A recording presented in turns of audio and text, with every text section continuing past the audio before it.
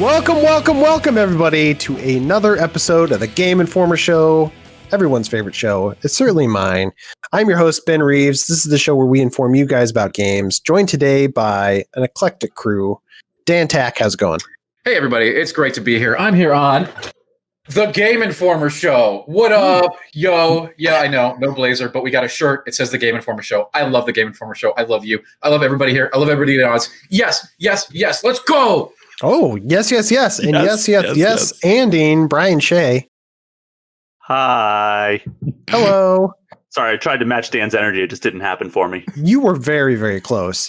And last but not least, Alex Stadnick. Friends, hello. I'm happy to not just be the voice of God this week. That's right. Yeah, you were feeling a little under the weather last week. Just having a little stomach fun that I won't go any further into. So yeah. Well, now you took that weather, you punched it, and now you're above the weather. Oh yeah. Let's talk about games. Where's that? That's you're above the weather of games. Yeah, that sounds right.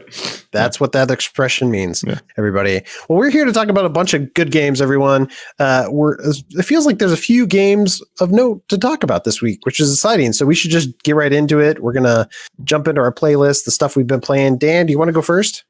Why? I thought you'd never ask. Thanks, Ben. I appreciate that. Let's hit this game up that I've been playing.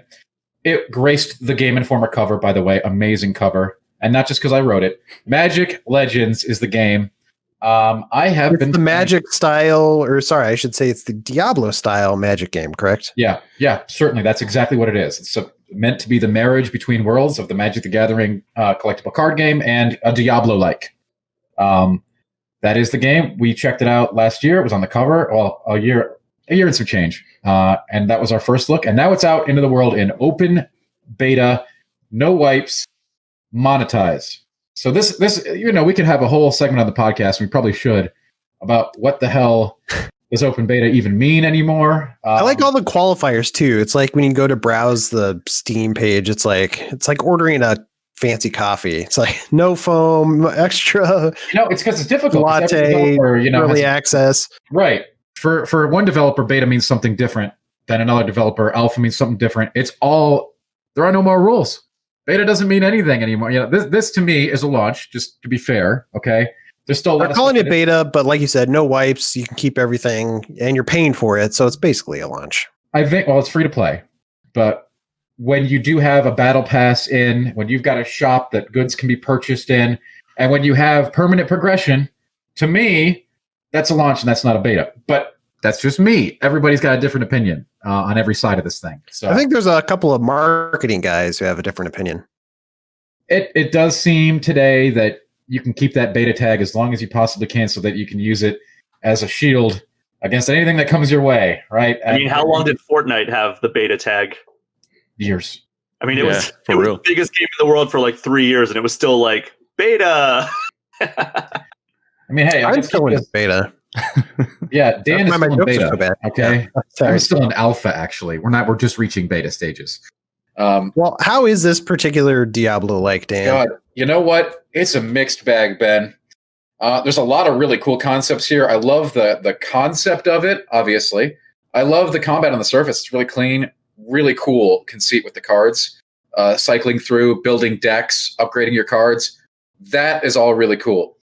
On the other side of things, launch has not been that smooth. Man, this game is an unoptimized, buggy mess in some respects. My computer's pretty good, and it struggles with this game sometimes. And that's across the board. So sometimes when we see this, where the game launches with there'll be just some strange thing that can be you flip a switch and it fixes everything. I hope that that's the case. And a week from now, it'll be smooth as butter. We'll see. In other cases, it's a deeply ingrained issues that are much more difficult to fix. So I don't know where we're going to land on that.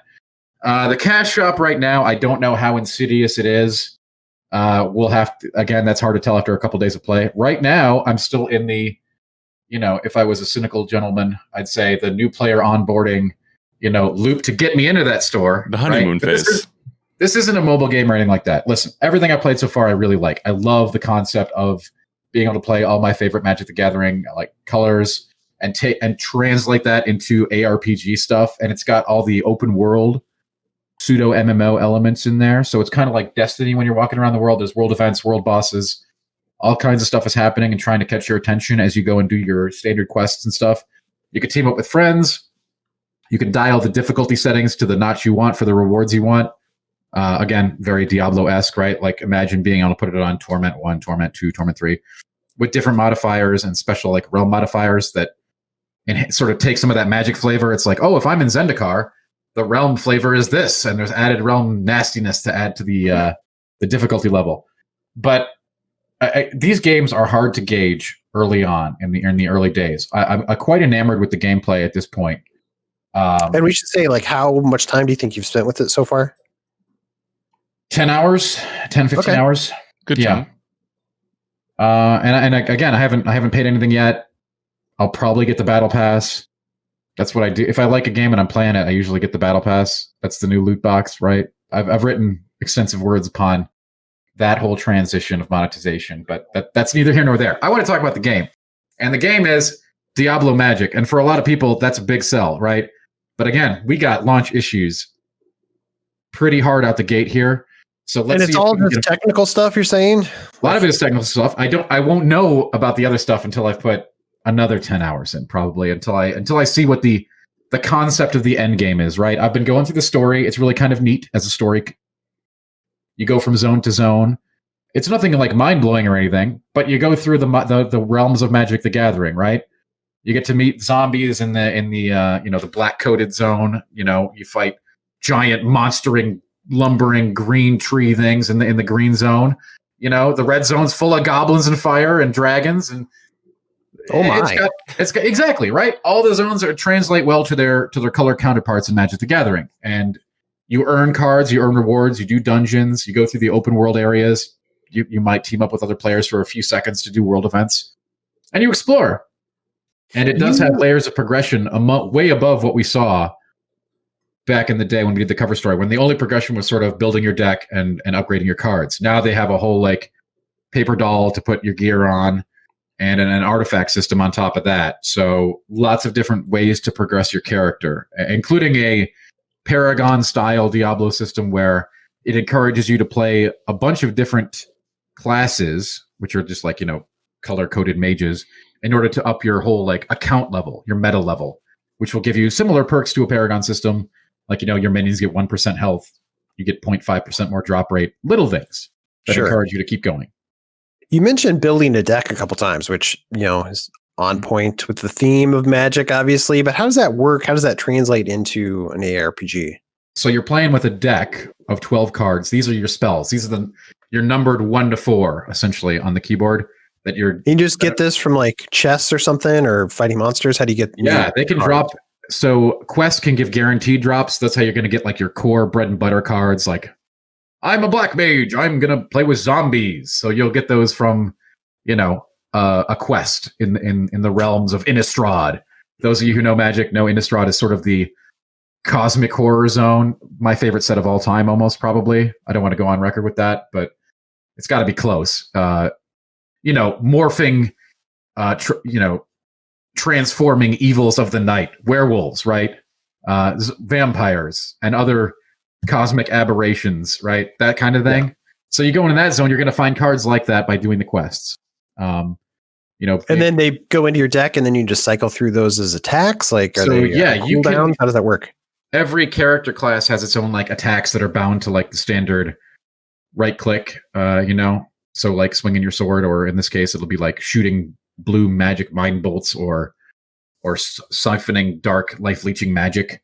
But you're going to be using those. It's a rotating thing, so you don't really know what you're going to have next. So you have to kind of prepare on the fly, situationally, what you're going to need. You're going to have 4 cards of your 12 cards available at any given time. You use one, you'll draw another. And there's ways to, like, you know, toy with that system. Like, hey, there's cards that draw more cards, and abilities that do that, or things that trigger. But that's the basic conceit. And some people are like, oh, that doesn't give me the same control that I have in my other ARPG, where I have, like, you know, I always put my curse on and then I blow the screen up.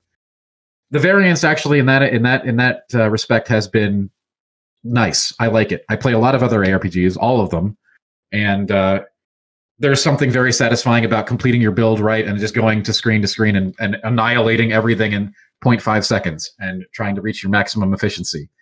There's something to be said about having variance, though, as well. I think it is an enjoyable foible of this format, and I like that part of this experience. We're gonna, I have to see the big question on everyone's mind, including mine, is the end game right now. What does it look like? I'm still going through the zones, unlocking cards, tinkering with decks. All that is mad fun. I like it a lot so far. But I also know better that with any kind of experience like this, any MMO, any ARPG, anything like that, nobody cares about the first 20 hours. What do they care about? They care about the final 200 to 400 to 2,000 hours. They don't care about the first 20. It's about what happens after that. Right now, I'm enchanted by the magic that's happening in Magic Legends. Hey. Will I be in a week? I don't know. And I can't wait to talk about it more or write about it more when that happens. What percentage of the gaming population do you think actually plays in-game stuff? Like, how many people who buy the game just want to play through the normal content? And then what percentage of that group stays on long-term? I think that varies from game to game. What we have here is a free-to-play ARPG, which is a very different segment than, say, a story-based game, right? This is not. So they're definitely hoping to keep people on board, I think, is what they're aiming for. But sure, of course, especially with battle passes, this is a living game. I would love no argument about that. I would love to know those numbers, because this, like you said, there's a bunch of options out there for people who love these games. You could still be playing Diablo 3. You could. I mean, I throwing stuff out there. I'd love for there to be more support for D3. I realize obviously the resources are going toward Immortal and D4, and I'm all about that, and I can't wait to play either of those games. But D3 is sort of a you know exactly what you're getting. And D3 is still fun, by the way. I just wish it was living, right? Yeah. It's a set thing at this point. And yes, there are seasons now, but come on, the amount of stuff that changes in those is nobody cares. Skin. Well, and that was sort of my question. Like, you obviously have not done the in-game stuff, so we can't talk about that. But if you're in the mood for this kind of game, this feels like it's maybe worth checking out. So details, free to play on PC right now on Epic Game Store and the Arc Launcher, which is their Perfect World's own thing. So you can get it there, open beta.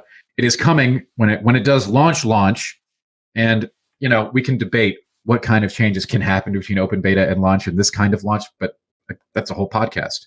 So coming to Xbox and PlayStation later this year for the official launch. So free to play. Sure. Again, the free to playness of it makes it, you may as well give it a try. And I do hope by the time that you watch this podcast that some of the technical issues are ironed out. Me too. Yeah, I'm going to dive in later tonight, maybe even. Dan, you been playing anything else, or is that eating up a lot of your time? I've been playing a lot of stuff, Reese. How much time we got? Not very much, but I'll be very brief. I just played through the entirety of Xenoblade Chronicles 2. So I want to give that a shout out. Yeah. You were just talking about that like a week or two ago. Just wrapped that one up with a bow on top.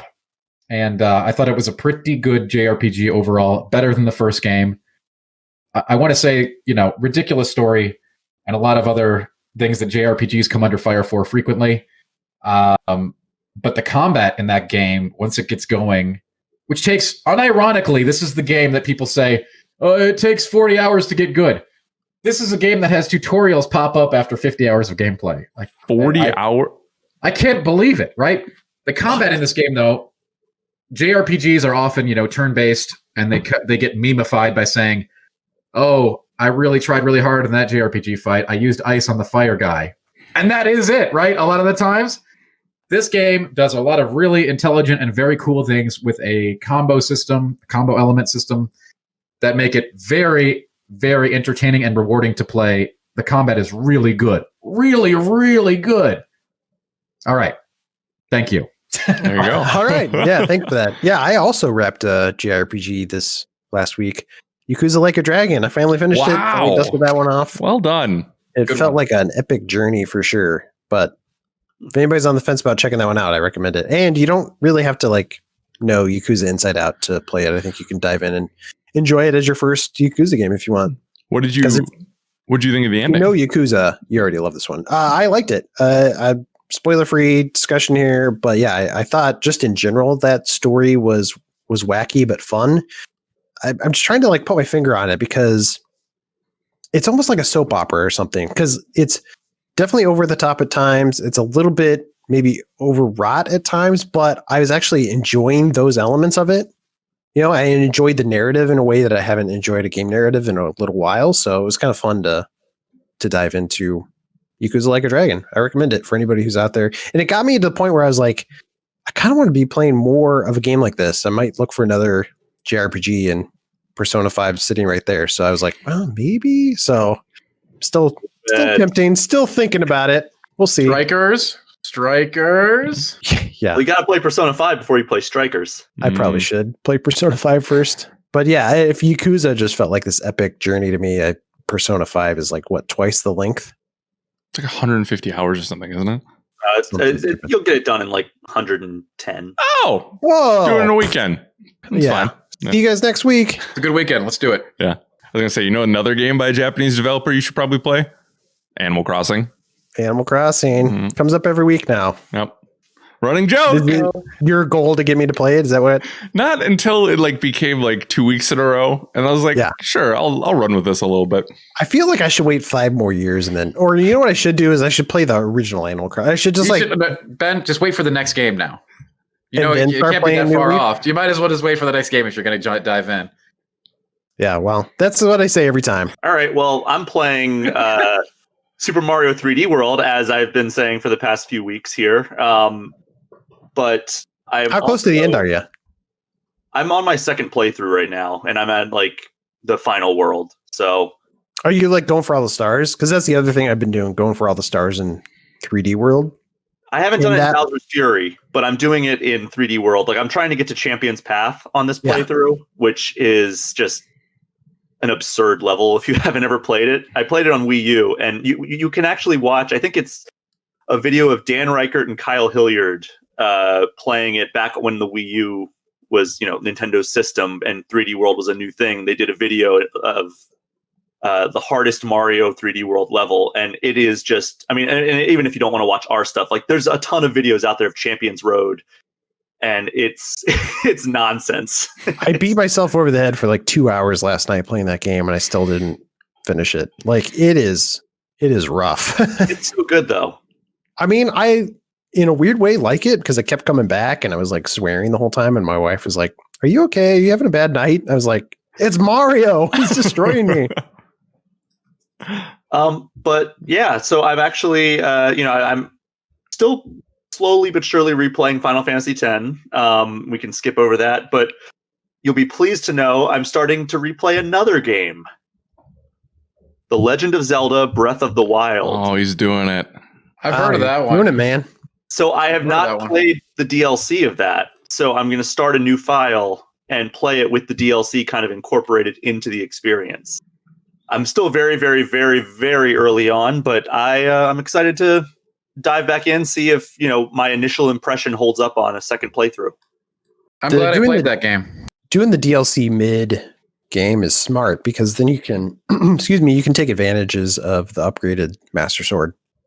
Ooh, didn't even think about that. But yeah, I just wanted to have it folded into the story, and we'll see how it goes. I adored the game when it first came out, and I'm interested to see how I feel about it 4 years later. Yeah, but that's all I'm playing currently. But I've been doing a lot of work around the house, and I've been doing a lot of work for Game Informer magazine and GameInformer.com, and I can talk about 2 games that I am excited to play in the future.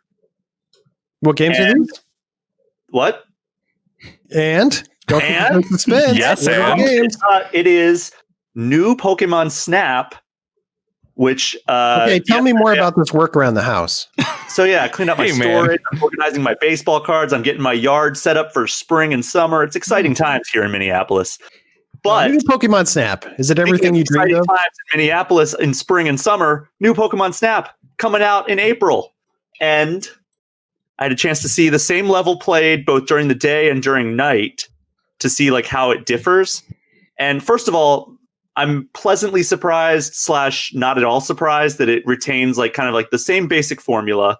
And it seems to, kind of capture that same level of magic that original Pokemon Snap had on N64. where, you know, it's still the same thing where you're a photographer going down a predetermined path. You don't really have any control of where you're going, but you can like look all around you and take pictures. You have some items and tools at your disposal that you can throw a fluff fruit, which is like an apple, at Pokemon to get them to like go to certain places so you can get a better angle on them. Or, you know, some will react in different ways. Like if you throw a fluff fruit at them, they'll like get all happy and you can get a better pose out of them. Or that you can play a melody, so certain Pokemon will like dance or react to the song. You can scan them and that'll also elicit certain reactions. Like there's one where it's like a Corsola on a rock and a Pyukumuku is next to it, and like if you scan both of them, it'll make it so like they'll wave at you or do like some like weird pose, but that gets you more points because one, there's more Pokemon in the shot, and two, they're doing a unique pose. And then there's also okay, show me the pose. There you go. That was Corsola. So it looked just like her. Yeah, I know. You would be surprised to know that was me actually the whole time. You did some mocap? So there's also Illumina orbs, which you can throw at Pokemon and plants that make things happen. Like it makes them glow. Whatever you hit with it makes them glow, which is like a new mechanic in the game. But it also can cause different things to happen. Like again, different reactions. So like it's kind of like an environmental puzzle of like trying to figure out what the best way to get them to do like the coolest things so you can get the highest score on your photos. And then, you know, there's all kinds of like different ways that you can approach the levels in like, so you play during the day and during night. There's different, not only are there different Pokemon during the day and during the night, like in the daytime, like, you know, there's Executor running along the beach. There's, you know, the Corsola and Pyukumuku on the rock. And then like at nighttime when you're going through, it's like, all right, now there's a Drifblim, there's an Inkay, there's, you know, there's Octillery everywhere, and there's Sandygast, which are like the creepy sandcastle Pokemon from Sun and Moon. Yeah, this is such a weird game. That original one came out, what, 20 years ago or something like that? 22 years ago, 1999. Yeah, insane. And is basically like a weird on-rail shooter, right? Like that's the closest genre I would describe it. It's such a weird game, though. And back then that was fine because, you know, it was 99 and nobody knew what they were doing. To kind of contextualize like Pokemon Snap originally, it's kind of wild to think that game came out mere months after Pokemon Red and Blue and the Pokemon anime came to the US. Like Pokemon anime and Pokemon Red and Blue came to the US at the end of 1998. And then Pokemon Snap was like spring 99. So I didn't realize it was that close to like when Pokemania was really kicking off in North America. They were going all in. This was going to be a hit. Yeah. Well, so all that said, like how weird that game is, do you feel like now they're releasing this game and conceptually it's very similar? Do you think there's enough gameplay on it that it's going to hold people's attention? It'll be interesting because, like, you know, I've only seen a very small amount of gameplay, but it definitely, for people like myself who have fond memories of playing Pokemon Snap on N64, it definitely looks like it's going to scratch that itch. Like it's going to like definitely hit on that nostalgia. It definitely, you know, it carries on that same feeling based on the stuff that I've seen, where you definitely, I keep saying definitely, but you will, you'll get the same feeling that you get from playing Pokemon Snap. But it's kind of like one of those things where when developers remaster games, it kind of looks like it feels in your, like it looks like you remember it in your head, you know, right. Like when Final Fantasy X HD remaster or Ocarina of Time 3D came out, it was like, oh, this is what I pictured in my head when I think of those games. But then you go back and play like the original N64, the original PS2 version, you're like, oh my God, like this is what it actually looked like when I was playing. So it feels like that. It feels like that kind of, but it's not a remaster. It's an all new game, just featuring those same mechanics with a few layers added on top of it. I think it's going to be interesting to see if people who were not big fans of Pokemon Snap or never really played Pokemon Snap because either, you know, they just didn't get into it when it was out or they were too young for it, if they take to it the way people like some of us will, where we loved that game on N64. It's probably definitely for Pokemon fans either way. Yeah, I don't think it's going to be like photography enthusiasts jumping on with this, but maybe it is. Who knows? There's not many like photography games aside from just the random photo modes that you get in like Ghost of Tsushima. That's true.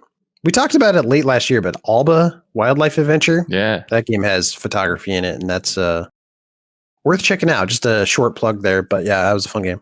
So the other thing that I can talk about real quick, because I know that like there's more crossover with our audience with Pokemon Snap than there will be with MLB The Show 21. But I had a chance to see that, and it looks like it's coming along pretty nicely. This is the first entry that is coming to Xbox. It's a Sony-developed baseball series, but late last year or early last year, sometime last year, they announced that it was coming multi-platform, and we didn't know what platforms, but then they announced it was, both new gen and old gen Xbox and PS5 or PlayStation. So I saw it in action. I talked to a member of the development team, and it seems like they're doing a lot of cool stuff. There's a lot of like, there's now a new gameplay style selector where you can choose if you want to play with casual settings, simulation settings, or competitive settings. Where like casual is just like, all right, there's tutorials for everything. They give you a tour of everything, and you get to kind of like pick what settings you want based on like the brief tour that they give you. And then like it's geared towards people who, maybe don't play MLB The Show all the time or aren't like huge baseball fans. Can you play with Blazeball rules? Not that I know of, but that. Yeah, maybe that's a future crossover event coming. But simulation is all about like how the players are rated. So if you play with like the best team and I play with the worst team, you're going to have a huge advantage. Whereas competitive, it gives everybody kind of like an equal playing field. So it comes down to like how skilled you are as a player. So that's kind of a cool like kicking off point. But there's other things like there's a new pitching mechanic that relies like much more on skill. It's called pinpoint pitching. There's new fielding animations and like indicators so you can better field the balls. And then there's a stadium creator, which is exclusive to new gen only. So like PS5 and Xbox Series X and S. And there's like a ton of stuff that you can do. Like there was like, you could put UFOs in the outfield. You can arrange the wall, whatever you want. There's a lot of cool stuff that you can do with that. There's over 1,000 pieces. Like there's one like that. There was like dinosaur fossils, like just beyond the fence. So there's a lot of cool stuff with the, what does that have to do with, like, that's just for aesthetic things? Yeah. Just like decoration. You could build the city around you. So like, if you want to like, have like all kinds of different skyscrapers like just beyond the outfield wall, like you can do that. So it seems like there's a lot of cool stuff. And like the guy who we were interviewing, he was like, yeah, you can spend like 4 hours creating a stadium if you want. Or there's also like baseline stadiums that they can provide. Like you can just go in and edit and like tweak however you want. But it's cool that you can like change the dimensions of the field like however you want, or you can change like you can make like one side of the outfield wall like super tall. So like, because that's how real baseball fields are. Like, it's the only major sport where it's like different dimensions for the playing field. Where like basketball and football, it's always the same size field, but baseball is unique in that regard. So yeah, I'm interested to see like how extreme you can get with it, because they were showing off some pretty cool stuff. And I know you mentioned this briefly, like just not to gloss past it, but like this one's coming to Xbox too, which is pretty wild. Like I know that it's been announced, but it's just kind of crazy to me. If you were an Xbox fan, you didn't have a lot of baseball options out there. Yeah, your options were pretty much Super Mega Baseball, which is pretty good, and RBI Baseball, which is pretty bad. And it's cool because like there's cross-play. So like if I decide to make the leap to Xbox, and Reiner, for example, who plays also every year, he decides he's going to stay on PS5, we can still play with each other. And there's also cross progression. So if I start on PS5 and jump over to Xbox at some point, they tell me that it'll carry over. I haven't tested that. Hopefully it's easier than migrating your save file from a PS4 to a PS5 for most games, because for Avengers at least. It turns out a lot of those games aren't making it easy on me. But yeah, that's cool. Well, thanks for the update. Looks good though, overall. I'm excited for both of those games. Baseball's almost back.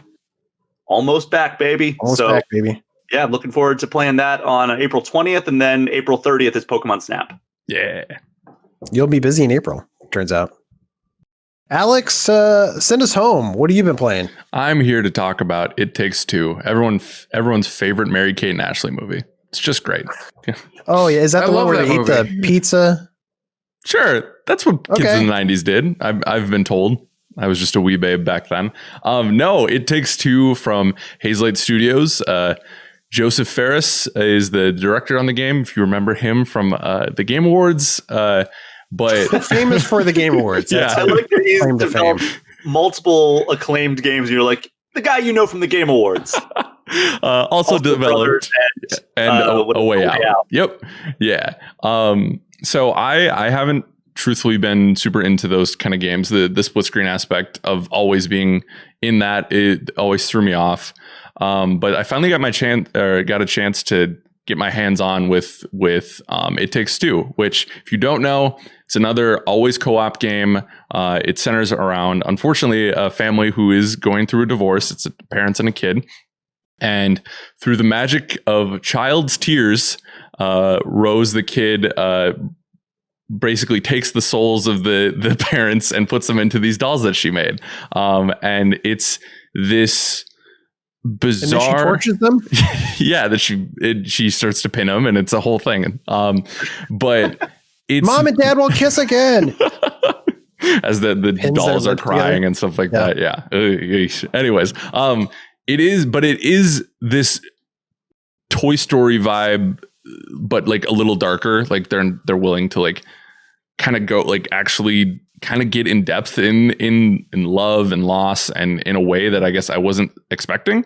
Because we had done NGTs on it before and stuff like that, and it looked cool, right? But getting my hands on it was a very different experience, because I actually got to see not only the nuance of the storytelling and the writing, but also like how smooth that co-op experience is. It is. Who have you been playing with? I've been playing with fellow video editor Alex Van Aken. We did some capture for that, and it really is it's uncumbersome. It's very smooth, and the co-op is used in very smart ways that never feels like you're dragging around someone. You know what I mean? You can screw your partner over, which is always fun, but the puzzles are challenging and fun in a way that it really emphasizes that teamwork, that it doesn't feel like a drag. You know what I mean? Do you think it'd be good to play with somebody who's not like an expert gamer? I mean, it just feels like aesthetically, it looks like a kind of game that's like, oh, I can rope in my friends who don't play games a lot, but this is a good co-op game to play with them. Exactly. But is it? I don't know yet, because like I've been thinking about that. Like the story in it so far is so good, and I kind of want to like see if like my girlfriend wants to play it, right? But am I enjoying it just because Alex has played games for 20 years and so have I? Like I don't know. I'm willing to give it a shot, but we'll see. I don't know. It's not like the mechanics in it aren't overly complex. You know, it's A to jump, double tap A to double jump, X dash. So it's like it's pretty conventional, but and another reason why I'm loving it so much is each area you come to has a new mechanic, basically. Like we've shown in some of the pre-release footage that at one moment one person has like magical nails and the other person has a magical hammer, and like you're going through the shed area, and like the guy with the nails or the character with the nails is like throwing them to post different like wooden objects up so that the other person can like get over them and stuff like that. But then there's another section where one character has like this sap gun that they spray like sap on the walls, and the other has a match gun that they use to shoot and make it explode. So it's like every section is really different, which is really cool. It's kind of like, oh, I'm excited to see what they're going to do next. Like Reiner says it in his review, but it's like, there are things that are very familiar to you if you've played games for 5 years, 3 years, you know what I mean? But at the same time, with that marriage of really smart, smooth co-op play, they feel fresh. Not necessarily new, but like enjoyable in that way, right? So that's, I mean, like and it's all I really want to play right now. Like I'm excited to see where this story is going. It is definitely like it deals with some, maybe not full on cliches, but like some familiar ground, but not to games. And I think it handles it with a nuance and a real like. This game is like more, not to be disrespectful or anything like it, but it is beautiful. And I guess I wasn't expecting that. There's these moments of you come out of these crazy, wacky situations, right? And then like there was a couple of times where I want people to experience it for themselves, but like Alex and I like just like shut up and like just kind of took in the world around us, because like the lighting in the game is fantastic, and some of the surrealist like stuff that they do is equal parts funny, but also really like touching and thoughtful. So I'm really taken with it, and it's definitely one of my surprises of the year so far.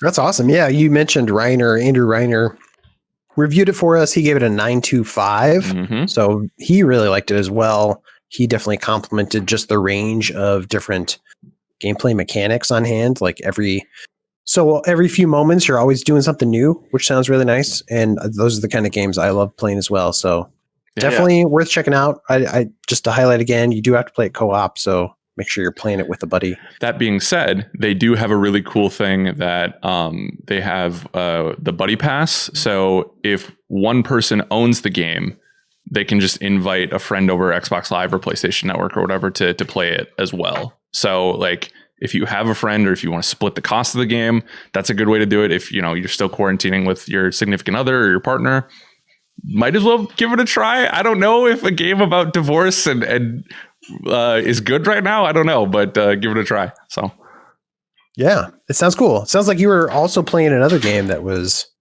could lead people to divorce. I don't know, but Doom, the ancient ones. Yeah, if you're an overly religious household, maybe don't play this. I don't know. I was going for like it's super hard. And yeah.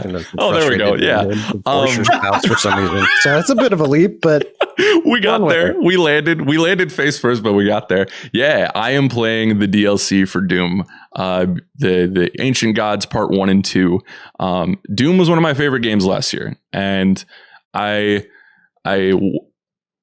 formed the opinion that it is one of the best shooters we've had in the last 5 to 10 years. And the more I play it, the more I'm thinking it's like I'd be willing to stretch that.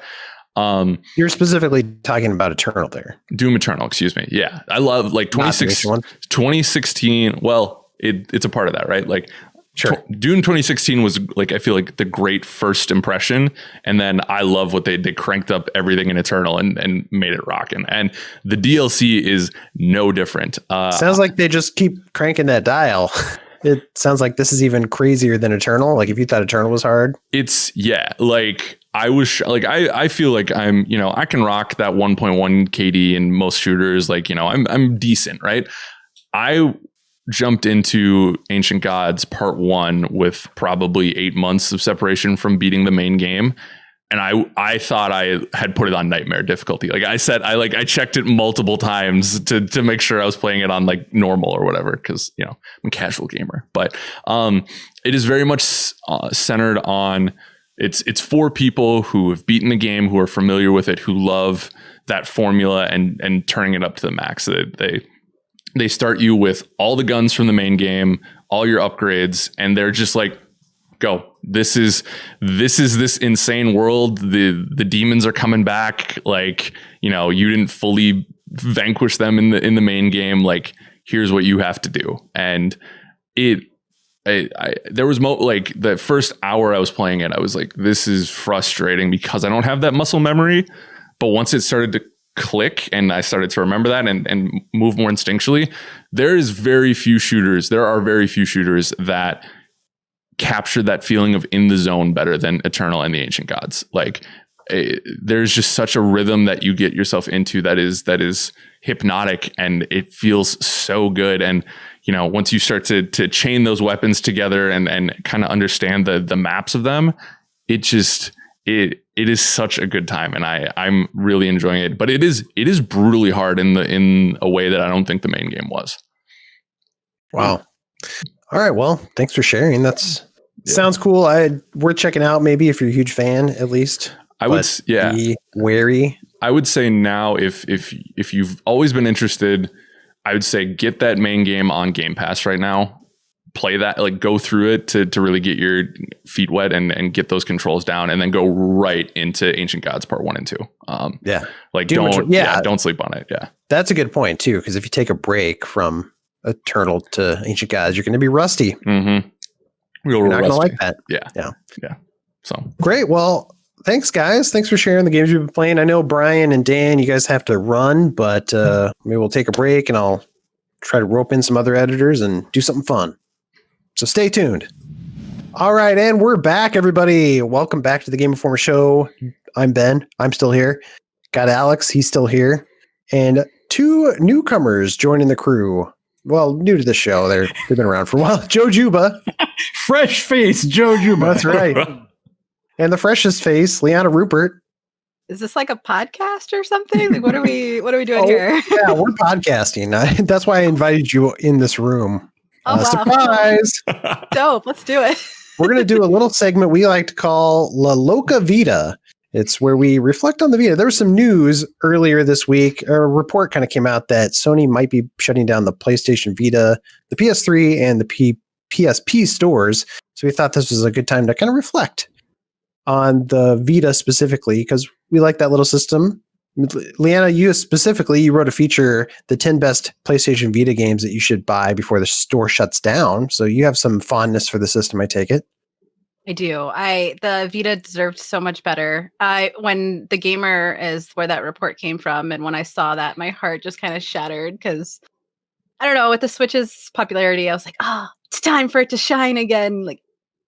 But yeah, between the memory card issue and the lack of support, it just couldn't hack it. Yeah, I don't know who's a bigger fan, Leanna or Alex here. What are you talking about? As I'm Googling Vita games because I didn't own one. I mean, as Leanna mentioned, though, I think, like one of the most tragic things about the Vita is the lack of support for it on, even from Sony itself, right? Like when the company launched this handheld, it seemed like it had so much potential. And then it just seemed like it got left out to die. It got some great games, but just, I don't know. It feels like Sony, much quicker than was warranted, sort of did the we're done with that thing.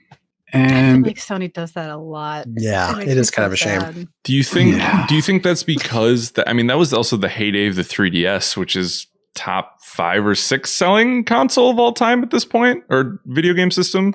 Like, do you think they just saw those comparison numbers and was like, this is not it? I don't know. I mean, I think that there might be some said for I don't know, this is a weird thing to talk about, but you know how I think that there are times when a company sort of knows where the industry is going, but maybe pulls the trigger a little too soon. I think we've seen that with VR a little bit too, in that idea of giving. I guess I feel like Sony kind of saw some writing on the wall in terms of, hey, this is a handheld that can play high definition games, but also interacts with your home console system. The concept that sent the Switch rocketing to superstardom, but the Vita was just a few years too early and people weren't quite on board with it, Yeah. And one of the things that I really appreciated about the Vita that I think, a lot of Nintendo systems, I mean, I love all of Nintendo's handhelds, so don't get me wrong, but the Vita just felt a little bit classier. It was a little bit more sheen on that product, where the touch screen on the back was really nice. The screen on the front was a really nice touch screen, where dual camera. Previously Nintendo's touchscreens have been maybe a little bit less quality, it seems like, as much as I love their systems. But yeah, the Vita just had it felt durable in a way, although apparently, Leanna, you put yours through the ringer. It sounds like yours is beat up. Yeah, when I went on deployment, it's gone through some things. It still works though. Correct. It still works. The right trigger is busted, but if you press on hard enough, it'll do it. The touchscreen's still reactive despite the mini scratches that are on it. That thing has gotten a box full of ammo dropped on it. It's gotten explosives dropped on it. It's gotten stepped on. It's gotten thrown. And you're never going to get rid of it, right? That's been through some stuff. You got to keep that like a teddy bear and sleep with it at night. Personality. Yeah, that's right. It's character. Wait, but Ben, you were praising the back touch screen on that thing? Well, I love that. It's a cool concept and it looks really cool, was my point. I don't know that they utilized it as much as they could have.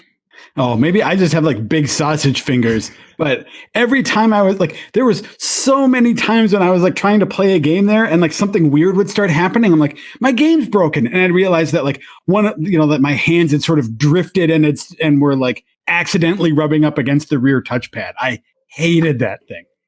It is definitely a learning curve with it. I have the opposite problem. I have little baby hands. So it's my fingers are fat and chubby, but my hands themselves are very tiny. So I can very I'm good there. I liked it. I thought some games like utilized it pretty well, and it kind of, especially with the games that are more combat oriented, that touchscreen was a cool additional feature. I am with you guys though. I really think it was ahead of its time. I think if it would have launched now or in the last, I would say maybe 22 months, oddly specific, but I think that it could have done not outside of that window though.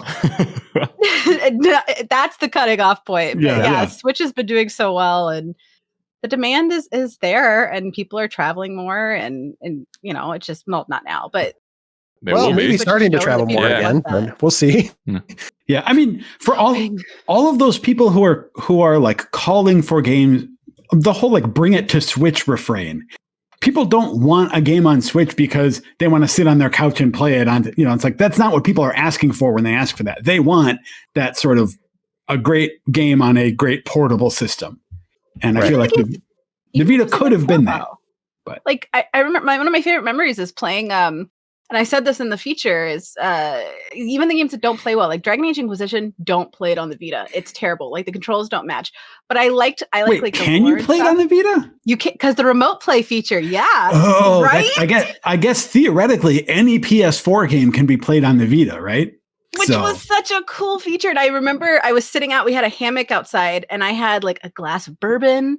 And I had my Vita, and I was playing Dragon Age Inquisition, and I had some music playing in the house that was filtering out. And I just remember being like, "This is really cool." Like this was before Switch days, and I'm glad that worked for you, because I tried playing Witcher 3 remote play, and it was just a little too hitchy. It was probably my internet connection was not good, but yeah, you have to have. It was a really cool concept, but I never really got that to work like I wanted it to.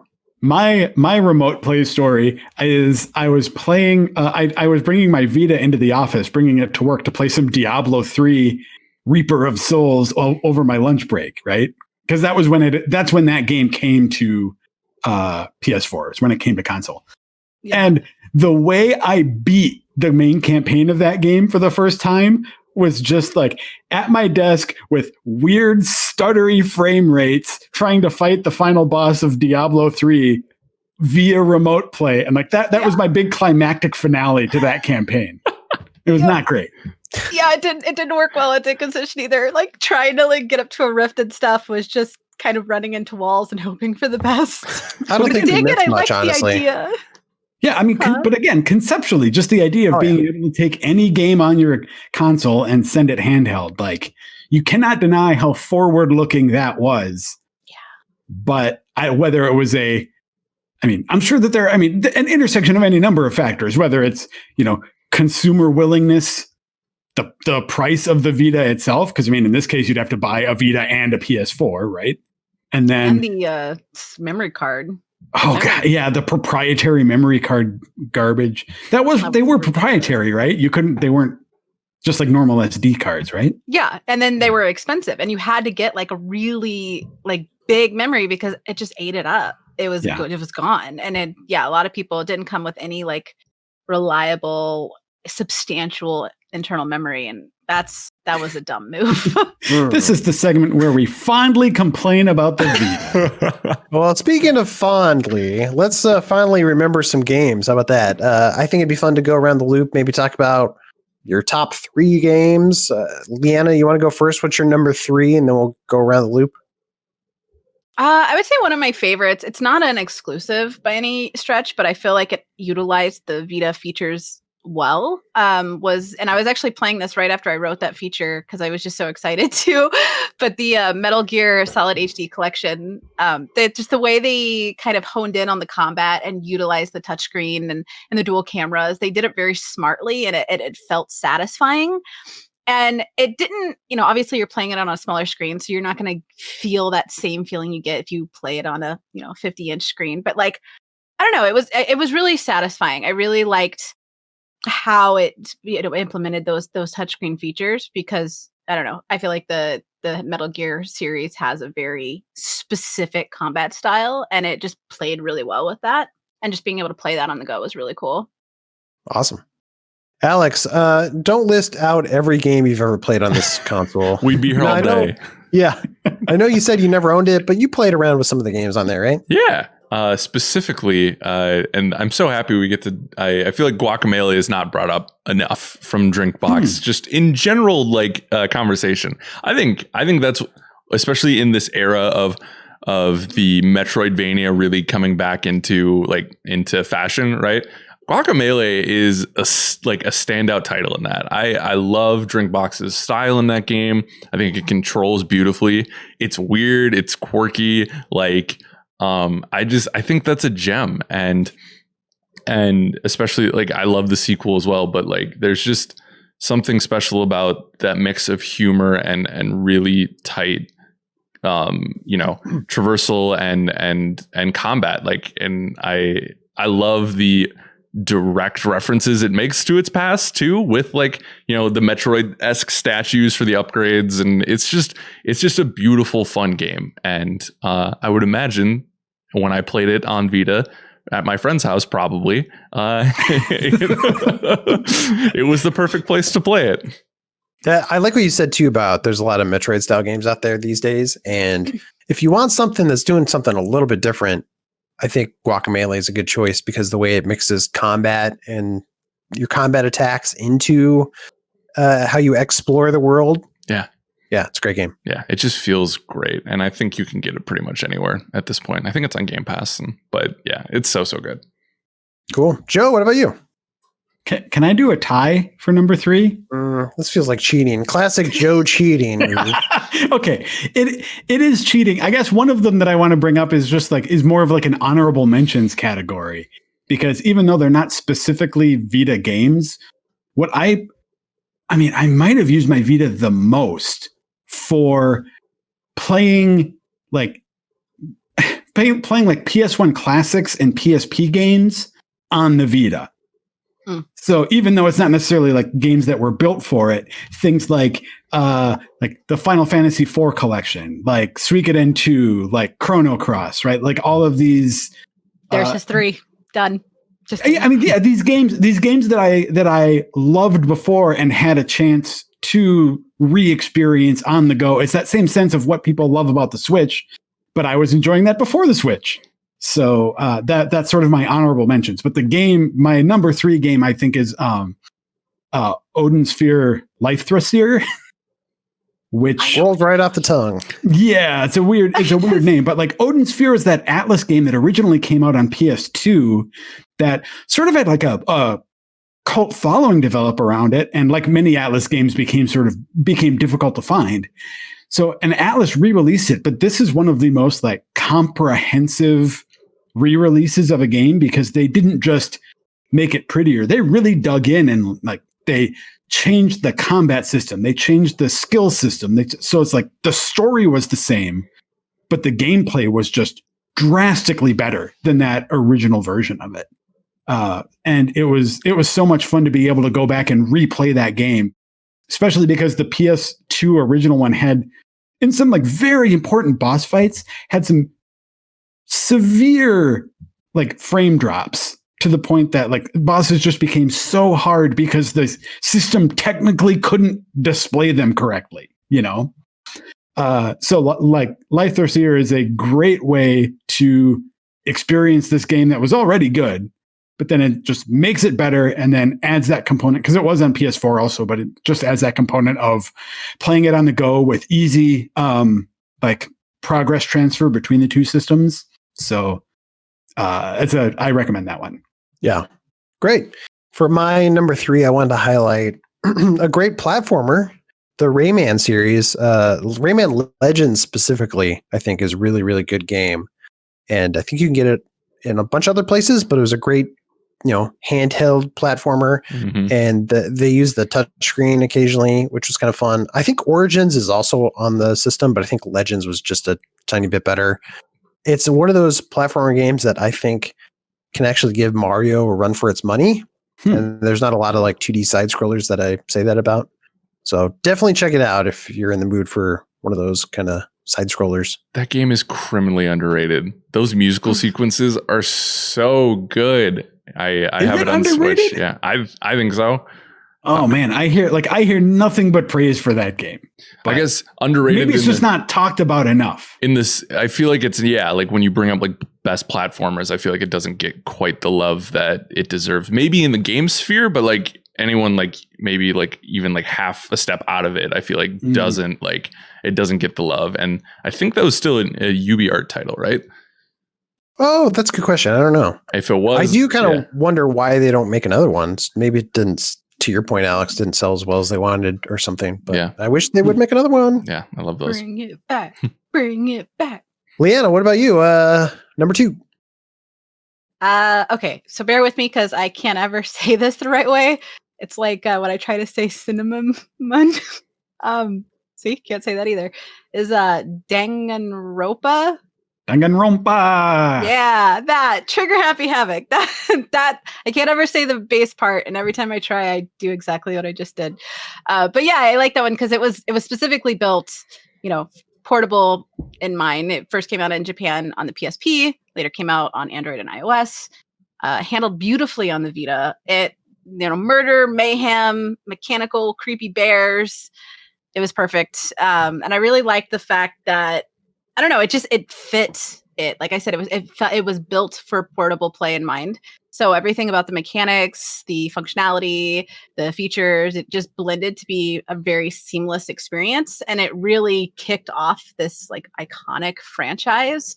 And I don't know, it did the whole Battle Royale thing before Battle Royale was cool. Cause you play as Makoto and he gets dropped into this real life Battle Royale situation. That's kind of crazy. And it was nice pacing, nice utilization of the Vita features. Well, and remind me, what kind of game was this? One of those like narrative visual novel? It's a visual novel, yeah.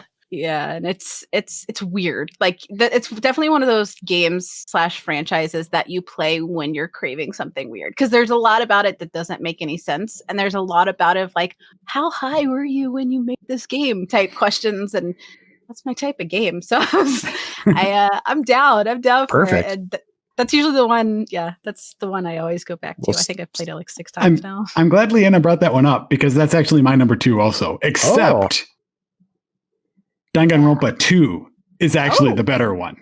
But that's my 2 cents. I mean, what makes it better? Well, no, it's weird because the story, like you want to play one first to get a sort of sense of the world and the story that's going on, but the actual like narrative in Danganronpa 2 and I think is more interesting, and the characters are more interesting because the whole setup of this thing is that it's a group of classmates are stranded someplace. In Danganronpa 1, it's a school. In 2, it's this like vacation island, and the idea is only one person is going to get to leave. So what needs to happen is that the students need to kill each other and get away with the murder. So if you murder someone and then there's this big class trial and they try and figure out who did it, theoretically, if they don't figure out who did it or if they accuse the wrong person, then the real killer goes free and everyone else dies. So there are these class trials. It's got a very sort of Ace Attorney feel to it, right? Like sort of this unfolding mystery, this drip feed of information and context about characters, where they were, their motivation, all of that stuff that puts the pressure on. But of course, for the game to continue, you have to figure out who the actual killer is for each time. And then you just get these like deliciously ironic and ridiculous execution sequences. So for the person who is the killer, if they're like, I don't want to give any of them away now, but like, like if they were, say, like us, someone who really loves video games, then maybe they would be, and I'm just making this up off the top of my head, maybe they'd just be like strapped to a couch above an erupting volcano and forced to play video games until it erupted and, destroyed them or something like that. It's just these sort of like weird, outlandish circumstances that for people like me who really like justice and comeuppance, it's a very satisfying narrative structure. Yeah, that sounds fun. I never checked those out. Maybe it's worth checking out.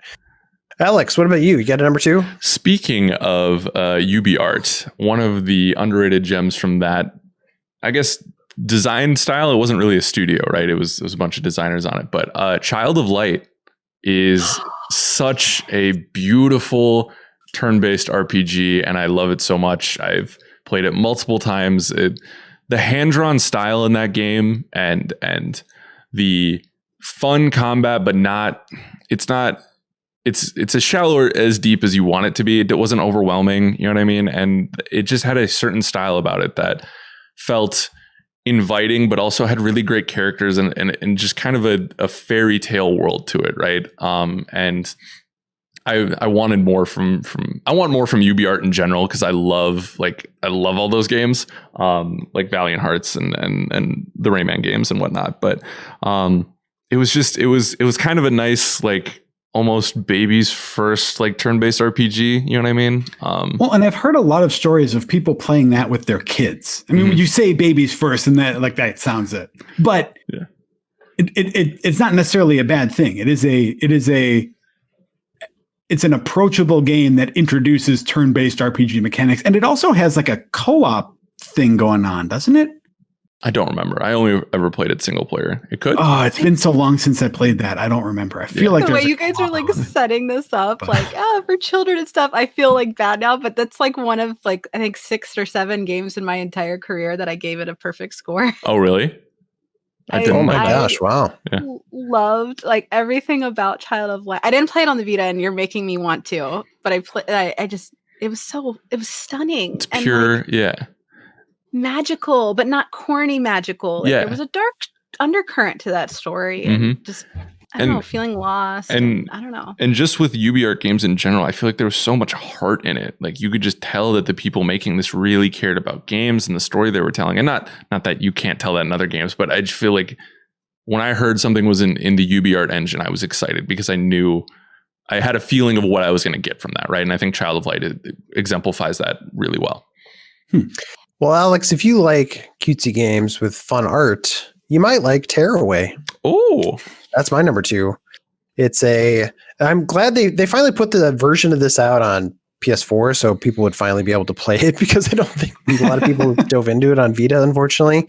But it's from the Big Planet team, Media Molecule, and it's full of, like, fun ideas. It seems like the people at that studio love to just sit around and think about, like, what can we do with this? Like, what can we do with this system? Because they really thought about those back touchscreens that Joe hates so much.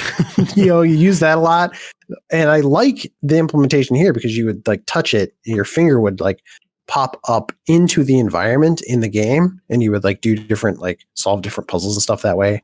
And they use the camera, famously, to take your picture and put it in the game, which I thought was fun. It was cute. But outside of that, it's actually a pretty solid, fun platformer.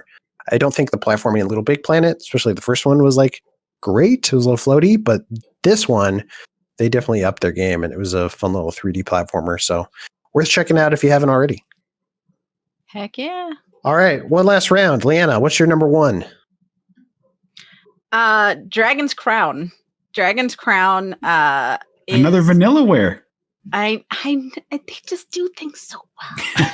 I Vanillaware was Odin Sphere also. Sorry. Right. Yeah. No, them and Atlas just did a great job. I actually remember when Miller wrote the review for it on Game Informer, I remember reading it, and his review was among 2 that I was like, okay, I need to check out this game, because what he said about how it's, like, such a classic nod to, like, classic tabletop games. I was like, heck yeah, sign me up. And it was nice because this brawler is probably one, if not my favorite, one of my top favorite brawlers ever, because it doesn't fall into a lot of the traps that some of them do, where they're either too short or it feels like the story was neglected. The stylization was chef's kiss. The art style was absolutely stunning. Like, I wanted to explore everything I could possibly look. I was looking at every corner of the screen, just looking at the little paint strokes and the different styles. Its features with the Vita, again, it was mechanically set up to perfection with combat, made it very, very challenging, but not frustratingly so. It made it satisfying. Pairing that with the upgrade systems, pairing that with just the overall accessible combat. This is great. This is a great game in general. So if anybody's listening or watching this and has not played it, do it now. Like, that's silly. Go do yourself a favor and play this freaking game. But like, if you have access to a Vita, play it on the Vita. I feel like this is one of the optimal ways to play this game, the story, having it in your lap and just being so immersed into the story and so immersed into the combat and just beating the crap out of everything and learning everything that's going on, and the dungeon master narrative design of telling the story. I can't. If I keep talking, this is going to be an hour extra long of time. But yeah, play my number one pick, hands down, Dragon's Crown. Wow, cool. Alex, number one. Shovel Knight is so good. Shovel Knight is kind of like how we talked about Guacamelee, maybe not ushering in the Metroidvania craze that we're in now, but I feel like Shovel Knight definitely was one of the main ones that brought back the 2D side-scrolling, like NES style game back into like the zeitgeist right now, and for good reason, man. Like they perfectly nail the pixel art in combat of some of those older games, but they strip out the frustrating trappings of like the old NES games, right? The, you know, like really brutally hard like levels and saves and stuff like that. I feel like it walked a perfect line of like catering to that nostalgia while also doing something new, right? Or not new, but you know what I mean, like for that genre, and really streamlined it in a fun way that didn't take itself too seriously, had a nice humor about it, but was just a blast to play. I really love the checkpointing in that game. I thought that was always really clever, where you could get to a checkpoint, and if you wanted, you could smash that checkpoint and get extra treasure, but that would break the checkpoint. So if you died, you'd have to start further back. So I thought that was kind of a clever system. Yeah, all around. Pixel art is so good. Yeah. Joe, what about you? Yeah. Well, I thank you guys for your picks, but they are unfortunately not correct because I think unassailably the number one Vita game is Persona 4 Golden. That was on our list. Unassailably. Wow. Yeah. I mean, that's like on our list. Persona 4 was a game that I was actually a little I was a fair bit lower than a lot of people on that review when it came out initially, right? But playing it on Vita, playing Golden on Vita, just like something just clicked that didn't click for me before on that, and I just like fell in love with that world and those characters. And you know, I'd already played Persona 3 and Persona 3 Fest before that, so it wasn't like my introduction to that world, but there was just something about. I feel like it showcased that kind of that portability, like it's just the perfect take it with you game, because you have all these little like social scene interludes. Yeah, I don't know. I just for the game, the core game already was so good, and then the additions that they made for Golden, though, like the new social stuff, the new social links, the new ending, and all that stuff, just makes it. In my mind, that is like the definitive version of Persona 4, and for the longest time was only available on Vita. Right. Yeah, I know it's on PC now, at least. Yeah, and that's a development in what, the last year or two it came to PC. So, yeah, that's crazy. That's a good pick. Is it also as crazy long as Persona 5? Yeah. Oh, yeah. It's like a good 100 hours. Can't do it. Wild. That's too much. Carve out a weekend, folks. We're not sleeping. A weekend? You need like 2 months. A year of weekends. Yeah. Cool. Well, yeah, that's a good pick. My pick, because I never played Persona 4, is Uncharted Golden Abyss, which I would still hold up as a really good game. It's, you know, all the Uncharted games are up there in my mind as great games. I think, you know, the first one doesn't hold up super well, but I actually, going back to Golden Abyss, holds up better than the first game. So if you're a big fan of the Uncharted series, Golden Abyss is up there with those games. Like, it does a lot of what the big console versions do, but it's obviously in a smaller package. And it's from the same team as the guys who made Days Gone, which is kind of a fun, like, just different studio, but they still did a good game. It's still Nathan Drake's adventure, and I don't think you can get it anywhere else, as far as I know, which is kind of a shame. They should really make that more available. They should have put it in the Nathan Drake collection, which is a shame. But if you like those, shut down the Vita store. Yeah, Indiana Jones adventures, Golden Abyss is worth checking out. Cool. Great. Yeah, there we go. Thanks for your choices, guys. That's a fun look back at the Vita. Hopefully you enjoyed it out there, and let us know what your favorite Vita game is. I don't know if I'll read that on the air, but I'll read it. You will. But yeah, that brings us to the end of this segment. We should take a break, then let's come back and do some emails.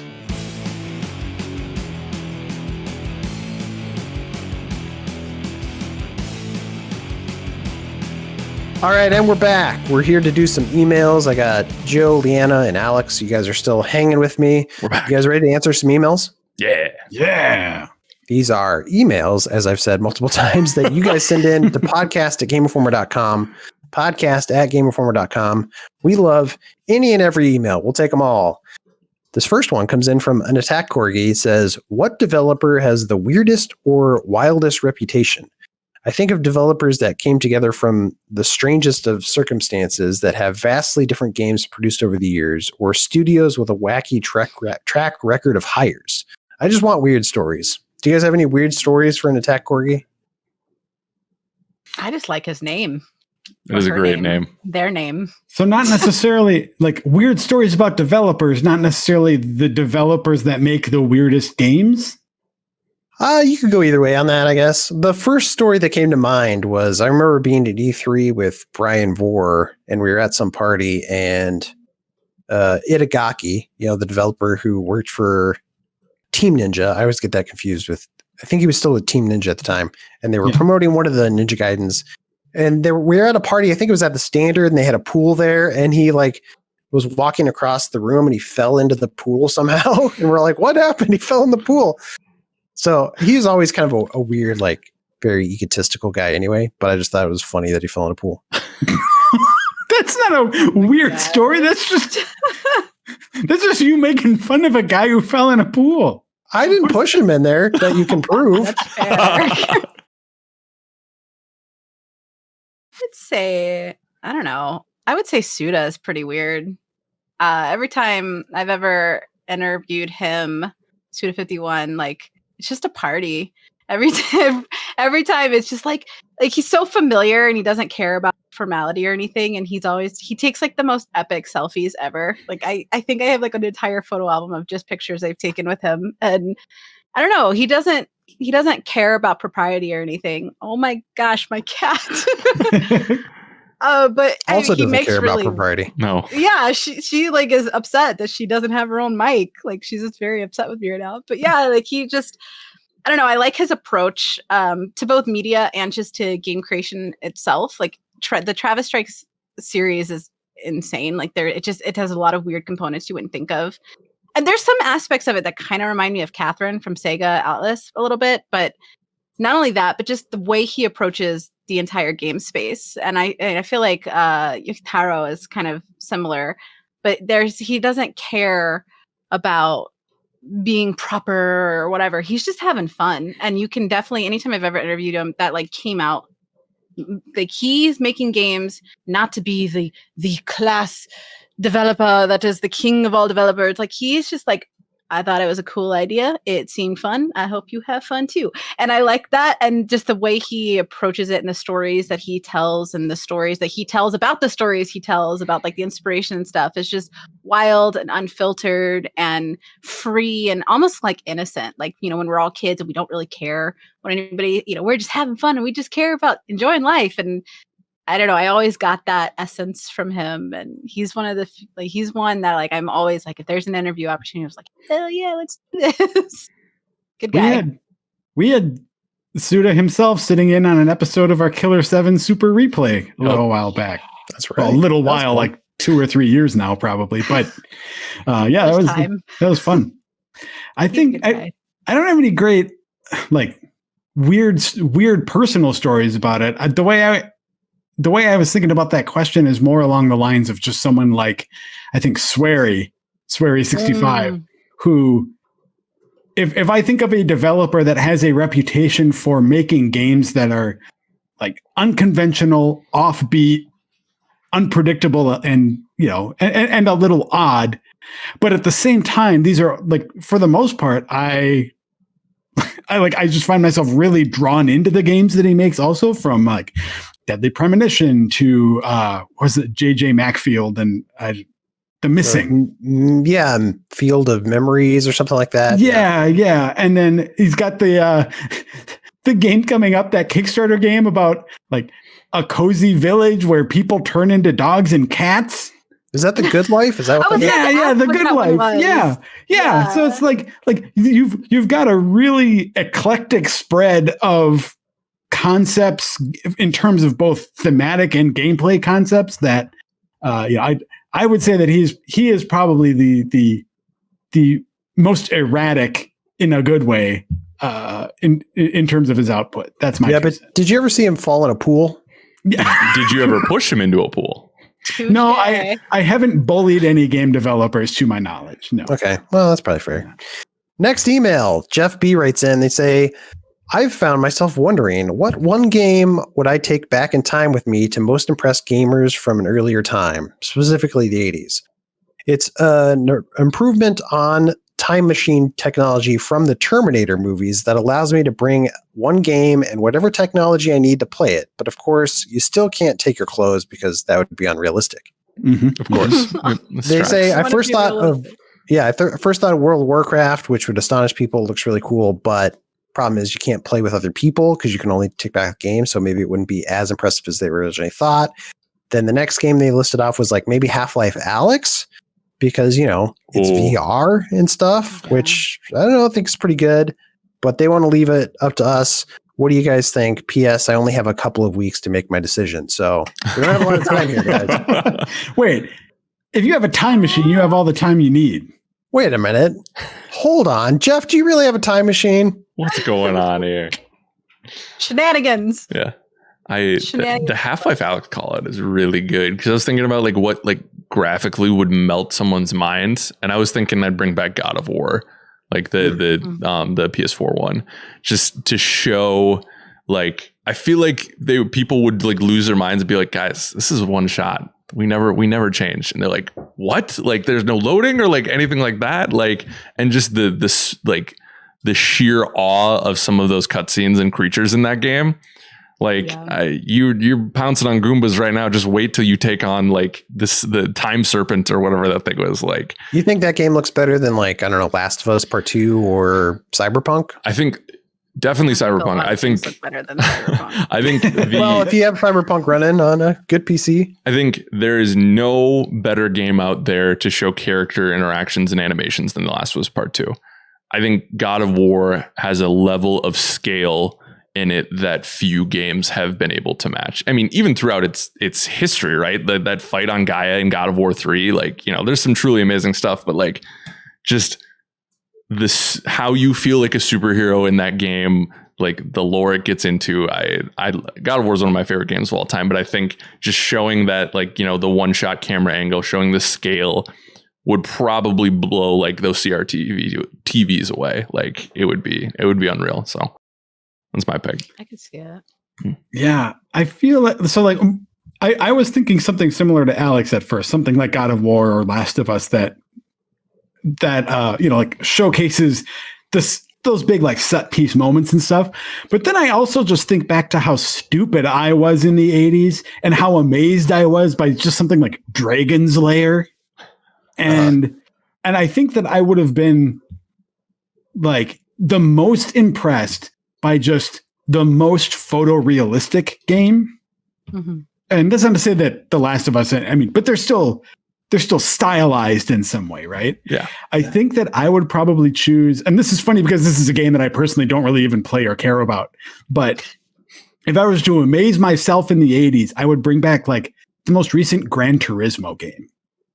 Because I feel like racing games are, because you're not dealing with facial models and things like that, they are very often at the forefront of the best looking games of a generation because they're dealing with, objects rather than people. Yeah. You can tap into the F-Zero crowd. Yeah. So I feel like if I would have shown myself that game and it would just be well, this is just a video of someone driving a car. No, you're playing. That would have just Yeah. Because I mean, at that time I was playing freaking Outrun or something. Like that was my racing experience. Oh, do you think you would have become a race car driver then? You'd have been like, yeah, probably. Yeah, it probably would have changed the course of my life, and I would have become a race car driver. F1 specifically, of course. Yeah. Man, you could bring back like one of the Forza Horizon and be like, "Yo, you see those Hot Wheels over there? Come check this out," and start doing loopy loops in there. You know. That'd be dope. That's a good call. I don't know. I think I'm torn between two. Can I say two? If I'm that sounds like some JoJo. That sounds like cheating. Absolutely not. We do not. We stay on course here. A Game Informer. Yes. Okay, so two for two very different reasons. The first one, because honestly, Half-Life Alex was one of my first picks, but I think I would like on a creative front, I would love to port back Dreams. Because not only is it stunning and absolutely beautiful, but I think that technology was so unheard of to be like, not only are you playing this, but you can create your own. And I feel like that would just be so incredible to see like just how powerful technology could be. And it could influence a whole new wave of developers and change the course of gaming as we know it. Hell, we could have had the Switch back in like early 90s maybe. No, you're just trying to blow minds here. You're not trying to change the course of history. This is I'm going to go back and assassinate Hitler stuff. So yeah, I think that would, because I mean, God, some of the creations that people have made in that are just amazing. And then to just blow people away, which is kind of corny, but if we could take the equipment back too, I would say Beat Saber. Like, I'm not a dancer. I was wondering about that. Yeah, when Alex when Alex suggested Half-Life Alex, I was like, is that the VR game that would actually blow the most minds, or would it be Beat Saber? Just being able, like, I used to back in the day when I was in shape and not decrepit, like, just I used to dance and I used to love like actually like going to dance school and stuff and just moving. And I don't know, the feeling I get when I play Beat Saber is just, I feel like a badass. I don't feel like the clumsy person I am IRL. Like I don't know. I completely lose myself in that situation. And it's simple. Like I feel like it wouldn't be like with VR. That's going to be a completely new tech for people in the 80s. I don't want to overwhelm them and then overwhelm it to the point where they're like, I don't want anything to do with this. But like, I feel like Beat Saber is very straightforward. And then I don't know, to like Steel Battalion. That's what you bring back. You're talking about overwhelming. Yeah. What? These are games now? What happened? Yeah, I mean, these are all great suggestions. I think I would take Shovel Knight back and just be like, yeah, nothing really changes. It's kind of like technology doesn't really go anywhere. Axiom Verge. This is the games of the future, guys. Yeah, this is the second one. Came out in 2021. Did you cause the video game crash in the 80s? Was that you, Ben? It was me. Didn't go anywhere. That's yeah, that was a great question. I love that. Yeah. Okay. James from Australia writes in. He says, I'm here to tell you about a dream. When I was 14, at the height of my WoW addiction, I had a dream that I went to my Saturday soccer game. As we were warming up, I kept looking over at the other team and trying to scroll over them to figure out what classes they were so that we could prepare crowd control for them effectively. Smart. I was really struggling with why it wasn't working and getting worried that I was going blind when I realized that I was not playing World of Warcraft, but I was on Earth. Then I realized that we're all simple human warriors on a different level in the end, whatever that means. So anyway, this leads me to my question. Smoking. What is your favorite class in a game? Is there an archetype you drift towards, or is there a class from a single game that you loved that you would love to see more in other games? Yeah, I always go for the glass cannon as much as I can. Like usually it's just like a mage, like a spellcasting class, right? Partially because as someone who is a like compulsive optimizer, I find that developers often leave some loopholes sort of open in terms of like, I feel like when it comes to casting classes, they are not as attentive to balance sometimes because they're like, well, we have to like this class's weakness is how vulnerable it is, but it still needs to do a lot of damage. But then during playtests or something, they're like, geez, people really don't like how vulnerable this class is. So they always leave some like pathways to make yourself like hardier, but you still have this ridiculous damage output. I feel like that is the class that is most often the overpowered class, and that's what I tend to like. That's pretty good. I always like a good Yeah, I always like a good barbarian class where I can just like soak up a ton of damage and just hit dudes with my fists, or like a good sword or something. I love having like an occasional spell you can throw out or something. I don't know what that is, like a warrior mage. Can I call out a specific game here, by the way, and say I love the way Path of Exile approaches a class system, because you have a few sort of archetypes that you choose from at the beginning, but then it just has this staggering skill tree that you use. That, I mean, you basically just need to go online and follow other people's builds because it is absurd. But there are so many like subdivisions of like basically any kind of play style that you like for that Diablo style action RPG. They just have a ton of creative twists that are possible in that game. So I played a lot of Path of Exile last year. I was digging that. For sure. This answer has actually changed for me in the last couple of years. And I used to be all tank all day. Give me those beefy boys. Like, I loved soaking up the damage. Like Ben said, like, you know, I loved having like the huge like health bar.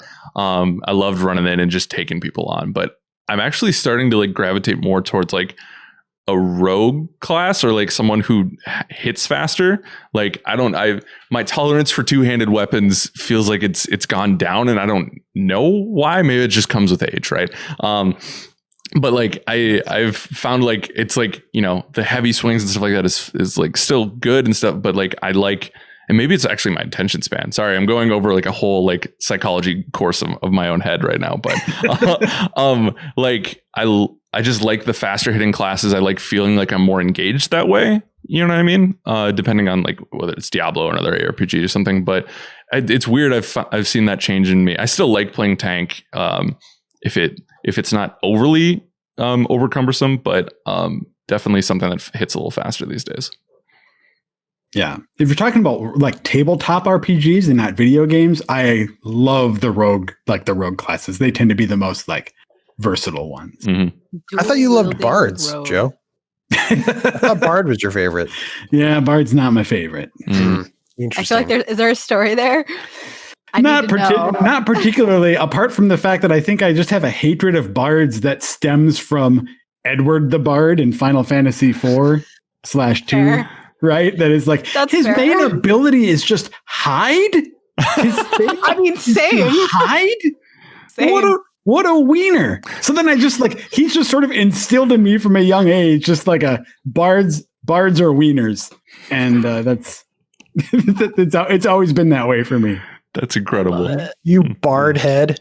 You bard head. Insult. What a bard head. I'm a simple man. I see daggers. I want to stab. I love dual wielding rogues. That's my go-to. I will, like in games like Overwatch and stuff, I'll go tank because I just like to do damage. But if we're talking like role playing, then definitely dual wielding. I like the dexterity. I like the sneak abilities.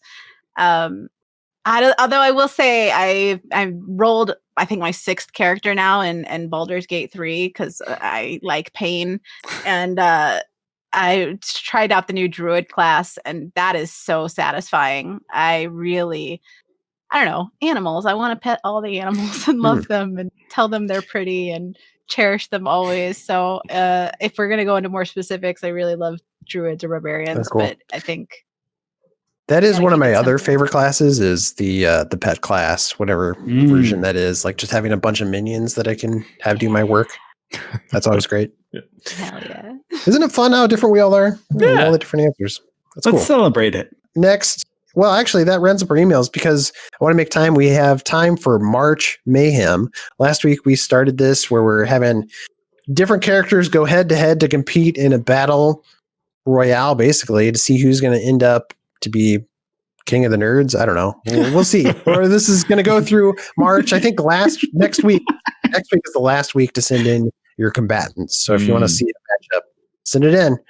All right. This first matchup comes in, let's see.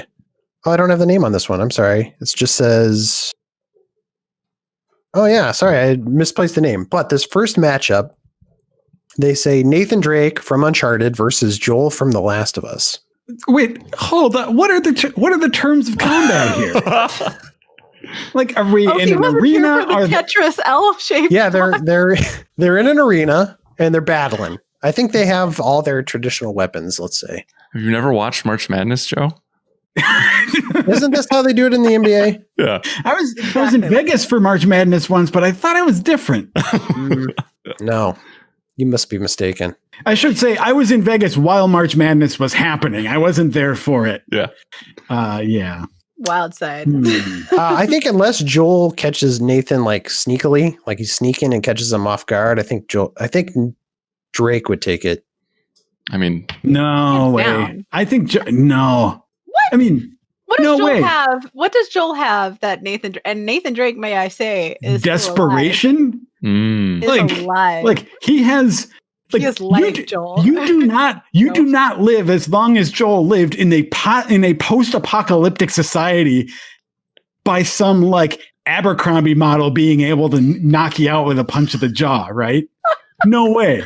But also Nathan Drake takes out hundreds of dudes. Yeah. You just look in Joel's eyes. That guy, like Joel has strangled people to death. And like Nathan is sort of shot at him from behind some crates. Well, that's the thing. Nathan has done high-speed boat chases. He's climbed up ruins that were crumbling beneath his feet. I'm sorry. Is this Double Dare? Is this a Double Dare competition? Because then maybe Nathan wins. He could outrun a golf club. But yeah, the thing about Nathan Drake is I think he has a superpower, and that superpower is luck. Like he's the super lucky dude who things always kind of work out for him. And he's rough and tumble, as Leanne is saying. He can mix it up with the best of them, but I think he's just so lucky, and he's probably murdered more people than Joel has. Oh, his body count's so much higher at this point, right? And he probably has access to better weapons at this point. Yeah. Joel's cobbling together like shoestring and barbed wire with a piece of silverware attached to the end. It's like yelling at the crowd, "Give me your shoe! Give me your shoe!" All right. Well, when the time comes to pick sides, I know where I'll be. You're not all the rest of you are just traitors. I don't know. I'll bring my golf clubs and be over. Wait, so are we unanimous then? Well, yes. Yeah, I think we all agree. With Nathan Drake, #1 fan. All right. Nathan Drake wins it. All right. This next one comes from Captain Stubbs 1. He says he loves March Mayhem. It's a great idea. He likes to submit it's a fighting ring. He just says Handsome Jack versus Ganon. Oh, that's a weird one. That's funky. I don't know. Handsome Jack's got that psychosis. Like, you don't mess with people that are bat crazy. And but what are his abilities? Ganon is a magical pig. Yeah. Yeah. like that is true. At some point you're dealing with someone who has access to conventional weaponry versus someone who can turn himself invulnerable and invisible at will and throw a spinning trident and then just does walk he have away. A crystal unicorn? That's a good question. Does he, Joe? I mean, he could kill the crystal unicorn. Answer me that, Joe. But he can't get one. I think Joe's right, because Ganon can transform into not just a pig monster. He's like giant. He's like 2 stories tall, and he throws lightning balls at people. Oh yeah, I was only thinking about Link to the Past Ganon. Even if you're thinking about Ganon's beyond that. I mean, if we are looking at the Ganon catalog here, there is which Ganon do you want? There's absolutely no contest. You gotta watch out for the spindly little short dudes. Like Handsome Jack's he'd be scheming, yeah. Spindly little Is crap. Handsome Jack short? Yeah. I mean, he's spindly. He's like very like wispy. Okay. Yeah. Do you have to watch out for them? It's kind of like because they're closer to hell, and he can outrun. Like Ganon's gonna get tired, and Handsome Jack's gonna just be riding his crystal unicorn. Here's an important question: does Handsome Jack have the Master Sword? I was about to ask it. He could buy the Master Sword. He's that rich. Wait, no. Handsome Jack has the Master Sword? No. Why would he have that? Can you beat Ganon without the Master Sword? That's a good question. No, History that is says a good no. Question. Yeah, I don't think. That's true. I don't think Handsome Jack's going to win this one. I'm sorry. You swayed me with that one. I wasn't sold until that, but that's true. I didn't even think about that. Okay. So it's unanimous again. It's unanimous. All right, Gannon wins that one. With no question. All right, third matchup of the night. Peter from Cincinnati writes in Super Meat Boy versus Gannon. Yeah. Well, Pete, obviously, right? Well, he's powered by what? Skyline Chili? Is that what they have in Cincinnati? Okay. What does that taste like? Does it have cinnamon in it or something? It has a weird ingredient. I'm not going to say anything because I feel like anyone from Cincinnati is going to start sending me hate mail about it. I think they put it on their pasta or something. They do something weird with their chili. Yeah, it's weird. Yeah. Okay, so Peter from Cincinnati writes in, says Super Meat Boy versus Steve from Minecraft. This one's a little esoteric. My first thought was like, could Steve from Minecraft build something out of Meat Boy? Would he harvest him for something? Use his corpse for his throne? What does Meat Boy have in terms of offensive options? I don't know if he does, right? It's just dodging. in Forever he can punch. So he can finally punch. But also he's pretty weak, right? He's pretty fragile because he just falls in salt and he dies. That's a good point. Especially if Steve has like the crystal like pickaxe. I feel like this isn't much of a fight. I mean, it is a good question though, because Steve is not necessarily he's not full of offensive options himself, right? True. Unless you say like he's got a bunch of TNT in his pants or something. Which we don't know. Yeah. I'm not here to tell him how to live. Because that's the thing. Meat Boy could probably tire him out, right? Like, just be bouncing off the sides of the arena.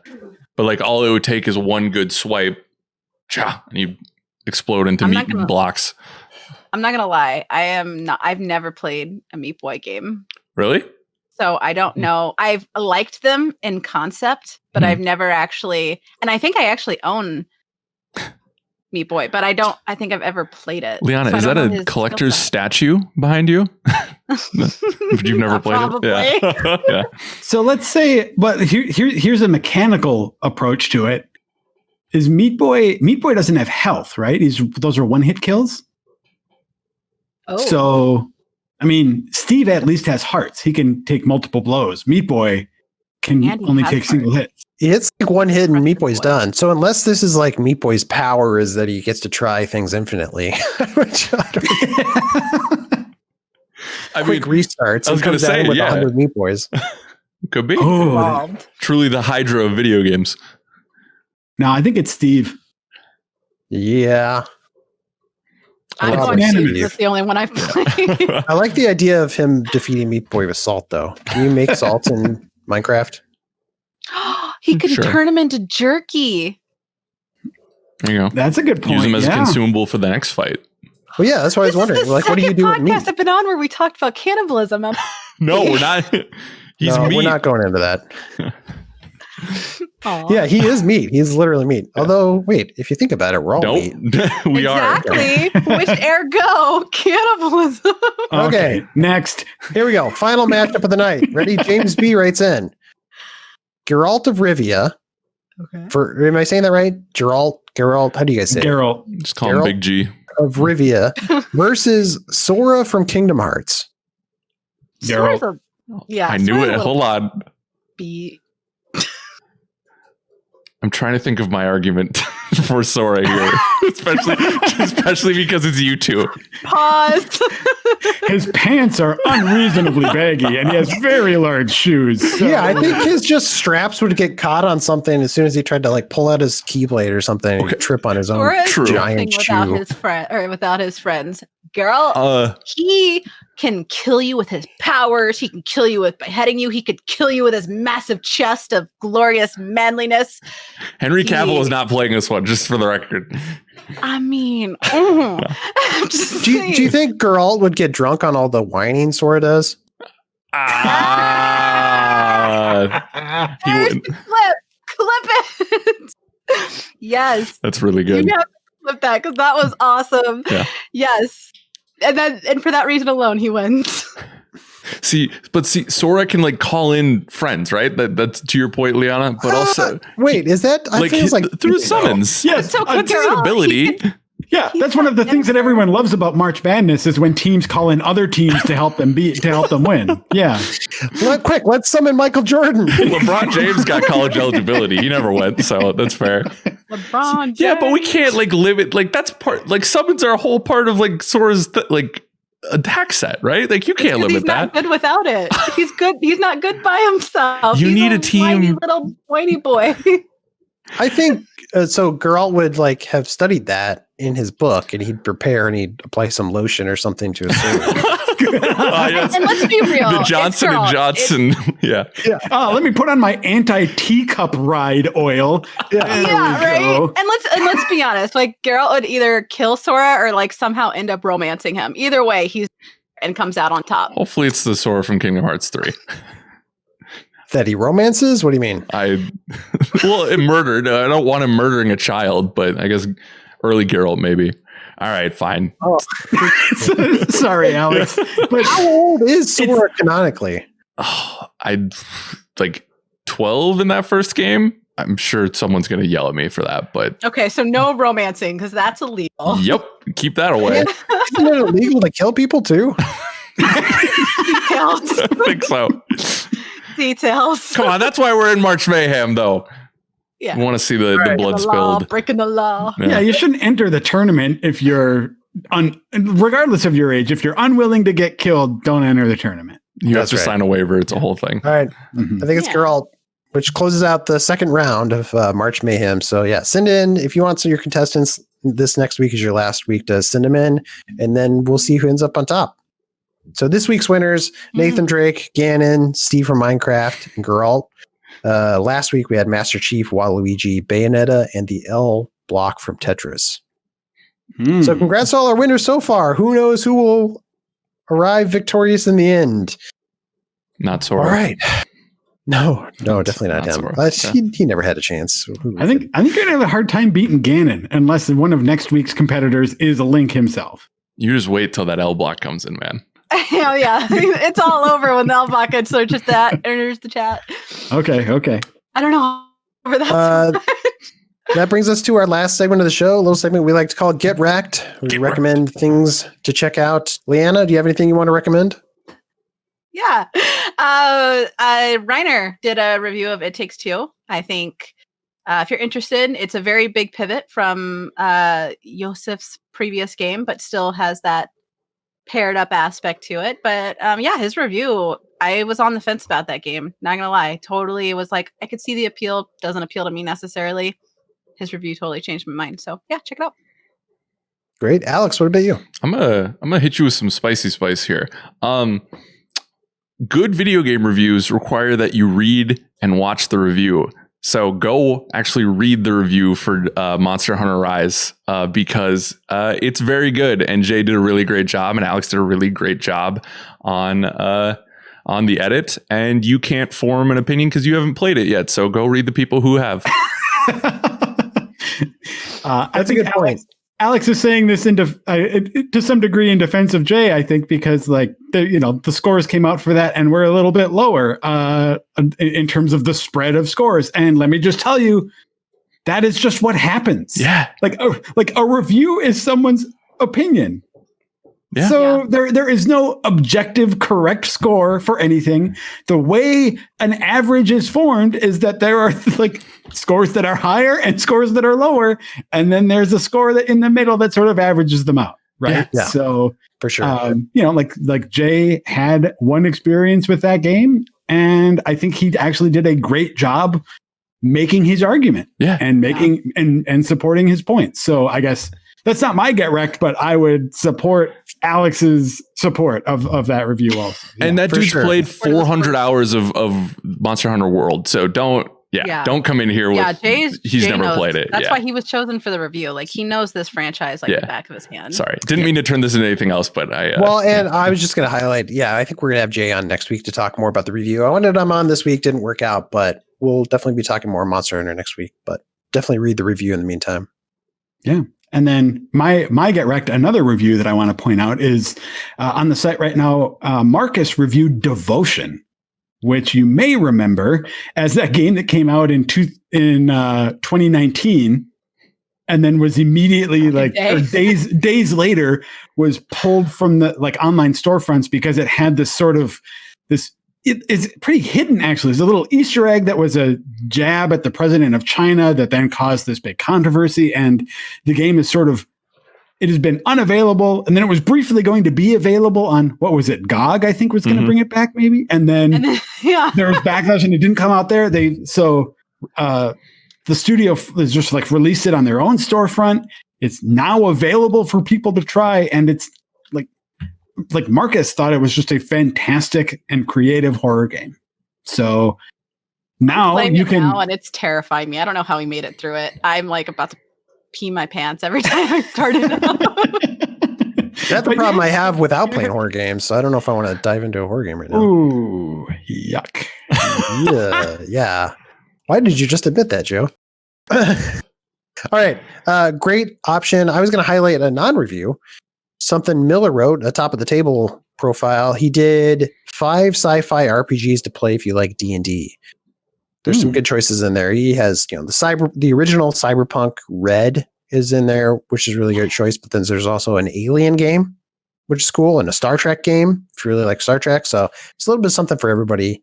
If you're into tabletop RPGs and you want something new, check that out. It's 5 sci-fi RPGs to play if you like D&D. Great. That brings us to the end of the show. Thank you all for watching or listening to this episode of the GI Show. Please like and subscribe. We really appreciate it. Subscribe to the magazine as well while you're at it. But whatever you do, come back next week. We'll have another episode. Until then, game on.